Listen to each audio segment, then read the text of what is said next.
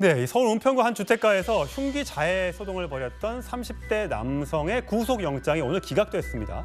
해당 남성 영장 심사에 출석하기 전 본인의 입장을 밝혔는데요. 잠시 듣고 오시죠.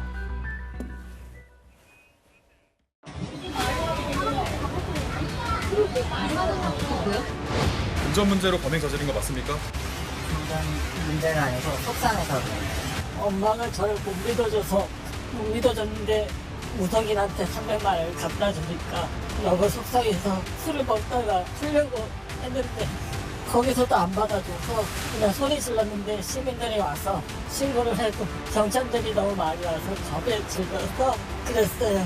흉기 많이 발견되는데 범행 계획하신 겁니까?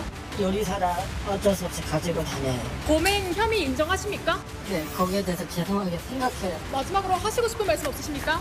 죄송해요. 예, 양손에 흉기를 들고 난동을 부려서 굉장히 저때 주민들이 공포에 떨었었는데 당시 어머니와 외삼촌을 불러달라, 치킨, 소주를 사달라 뭐 이렇게 해서 경찰과 2시간 넘게 대치하면서 체포가 됐었습니다. 물론 오늘 구속영장은 도주 우려 등이 없다는 이유로 또 사람이 다치지 않았다는 이유로 영장은 기각됐습니다만 근데 요리사라고 본인은 주장을 하는데 요리사면 이렇게 흉기를 8점씩 갖고 다녀도 되는 겁니까? 뭐 지금 나온 흉기의 종류가 보면 이 총포 도검의 관리에 관한 법률에서 규제하는 정도 수준은 아닌 것으로 보입니다. 길이에 따라서 이 허가를 받아야만 소지할 수 있는 어떤 흉기들도 있고 그렇지 않은 것들도 있는데 본인이 주장하기는 뭐 10년 전에 요리사 경력이 있어서 지금 주방 용구로 쓰이던 그 흉기들을 여러 점, 지금 양손에 흉기를 들었었고 예. 가방 안에서 무려 6점이나 발견이 돼서 다 압수가 된 상태거든요.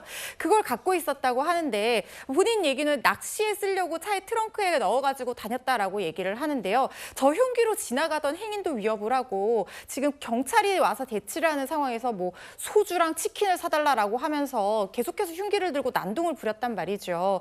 이런 것들이 좀 이해가 되지 않는 지점이 본인이 지금 영장실질심사에서 울면서 뭐 엄마가 자기를 못 믿어줘서 무속인한테 300만 원 갖고 간다고 해서 너무 그게 속상했다. 경찰이 많이 와서 겁에 질렸다라고 하는데 저렇게 많은 흉기를 들고 행인을 위협하고 경찰한테 저렇게 난동을 부리면 보는 사람들은 얼마나 무서웠겠어요. 근데 본인이 지금 뭐 창피할 정도로 울면서 엉엉 울면서 저렇게 얘기를 하는 게 다 큰 성인이 엄마 찾고 이렇게 우는 모습이 창피하기도 하고 또 당하는 사람 입장에서는 굉장히 화가 났을 것 같다는 생각도 듭니다.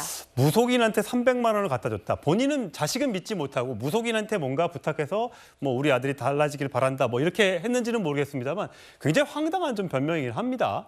굉장히 황당하죠. 지금 무속인한테 엄마가 300만 원 갖다 줘서 속상하다는 저 사실관계가 진짜인지도 잘 모르겠지만 설령 그렇다고 하더라도 저런 걸로 엄마랑 갈등이 있다고 흉기난동 부리고 저렇게 하면은 세상에 저렇게 흉기난동 안 부릴 사람이 어디 있겠습니까? 예. 그런다고 하더라도 저렇게 반응하는 것은 상식에 맞지도 않고 그래서도 안 되는 것이죠. 예. 엄연한 범법 행위이고요. 지금 특수공무집행 방해 혐의로 현행범 체포가 된 상태인데 지나가던 행인도 흉기로 위협했다는 얘기가 있어요. 애초에 그것 때문에 대치가 시작됐다는 얘기가 있거든요.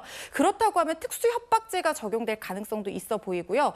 이렇게 공무집행 방해를 하게 되면 일반적인 경우에 5년 이하의 징역 또는 1,000만 원 이하 벌금에 처해지게 되는데 특수 흉기를 가지고 저렇게 협박하게 되면 2분의 1까지 가중처벌될 수 있고 행인에 대한 범행도 인정이 된다고 하면 가중처벌될 수가 있어서 굉장히 엄한 처벌을 받게 될 것이라는 생각이 듭니다. 예, 지금 화면에서 지금 나가고 있지만 경찰관들이 굉장히 많이 있습니다. 왜냐하면 흉기를 들고 있기 때문에 저때 동원된 경찰 병력이 40명, 48, 50명 가까이 투입이 됐대요. 그러면 저 50명 가까이 투입된 경력이 다른 데 순찰을 돌아야 되고 여러 가지 일을 해야 될 텐데 저게 저렇게 많이 투입이 되면 저 얼마나 큰 국가적인 손실입니까? 혹시 다른 데서 저 비슷한 사건이 났으면 그것도 사고가 더 커질 수도 있는 거잖아요. 정확하게 지적해 주셨습니다. 그것이 바로 공무집행 방해거든요. 예. 공무집행 방해라는 것은 경찰의 신변 안전을 보호하기 위한 목적뿐만 아니라 말씀하신 것처럼 국가적인 법익도 보호 법익으로 하는 범죄입니다.